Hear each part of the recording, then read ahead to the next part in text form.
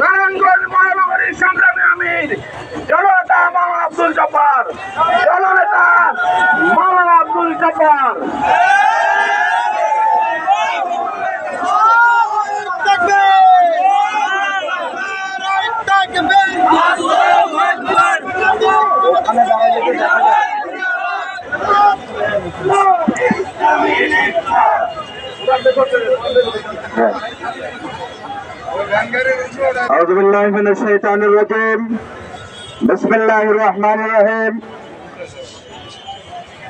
সংগ্রামী নারায়ণগঞ্জবাসী, আসসালামু আলাইকুম ওয়া রাহমাতুল্লাহি ওয়া বারাকাতুহু। আপনারা জানেন আগামী ফেব্রুয়ারির প্রথমার্ধে জাতীয় সংসদ নির্বাচনের ঘোষণা ইতিমধ্যে অন্তর্বর্তীকালীন সরকার ঘোষণা দিয়েছে। জামাত ইসলামের পক্ষ থেকে এই ঘোষণাকে আমরা সাধুবাদ জানাই।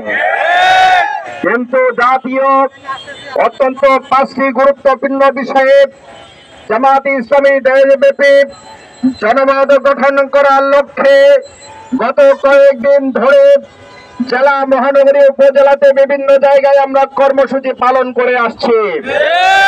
এর অন্যতম দাবি হচ্ছে জুলাই সনদের ভিত্তিতে আগামী দিনে ফেব্রুয়ারিতে নির্বাচন দিতে হবে।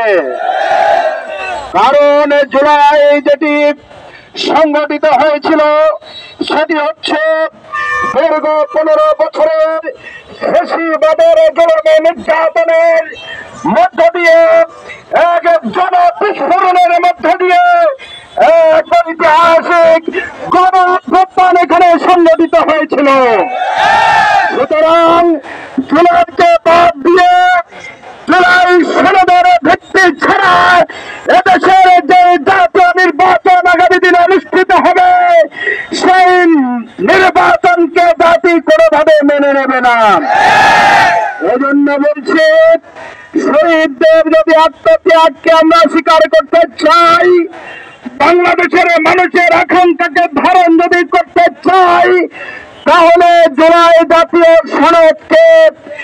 সনদের ভিত্তিতে আগামী দিনের নির্বাচন হওয়া ছাড়া কোনো বিকল্প নেই। আমরা বলেছি, যারা বিগত 15 বছর বাংলাদেশের মানুষের উপরে জুলুম নির্যাতন চালিয়েছিল, সেই জুলুম নির্যাতনের অন্যতম দোষর যারা রয়েছে, খুনি যারা রয়েছে, তাদের বিচার ছাড়া আগামী দিনে সুষ্ঠু ভালো কোনো নির্বাচন হওয়া সম্ভব নয়। এজন্য তাদের বিচার করতে হবে। সংগ্রামী ভাইরা আমার, অন্যতম একটি বিষয় নিয়ে আমরা সব বাংলাদেশের প্রায় 70% মানুষ দাবি তুলেছে, সেটি হচ্ছে পিয়ার পদ্ধতিতে আগামী নির্বাচন করতে হবে। এটির কারণ হচ্ছে, পিয়ার পদ্ধতিতে যদি নির্বাচন হয় তাহলে সকল ভোটারের যেই তার নেতা দেওয়া হবে, দেওয়া হবে, সেটির স্বীকৃতি দেওয়া হবে।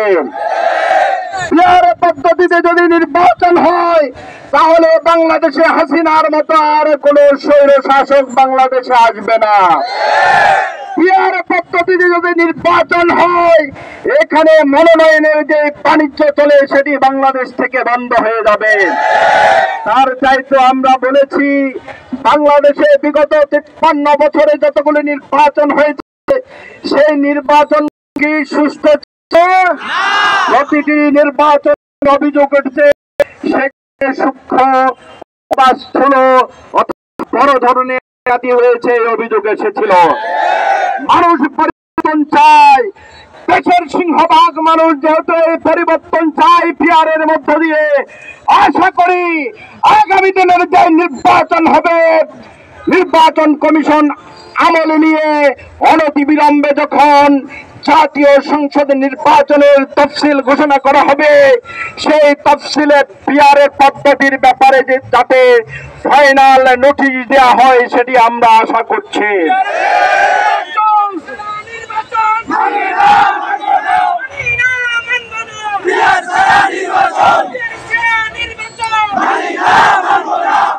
প্রিয় ভাইরা আমার, আর একটি গুরুত্বপূর্ণ বিষয় হচ্ছে লেভেল প্লেইং ফিল্ড। যারা নির্বাচন করছেন, আগের মতো যদি আবার ভোট ডাকাতি হয়ে যায়, আবার অধিকার যদি ছিনে নেওয়ার মতো নির্বাচন হয়, এটি বাংলাদেশে কেউ মেনে নেবে না। যারা নির্বাচন জিকির করছেন সংস্কার ছাড়া, তাদেরকে আজকে এই চাষারার এই গুরুত্বপূর্ণ জায়গায় বলে যেতে চাই, আমাদের পার্শ্ববর্তী দেশের একটি পরিকল্পনা হচ্ছে যেন তেন করে বাংলাদেশে একটি নির্বাচন হবে, আবার ওই নির্বাচনে কোনো একটি দল বিজয় হবে, সেই দলের লোকরা আওয়ামী লীগের মতো ফ্যাসিজমের সারা দেশে মেতে উঠবে। বাংলাদেশের মানুষকে আবার তারা কাজে লাগিয়ে নতুন একটি রক্তপাতের মধ্য দিয়ে বাংলাদেশকে একটি আবার অকার্যকর এবং রক্তপাতের দিকে বাংলাদেশকে ঠেলে দিবে।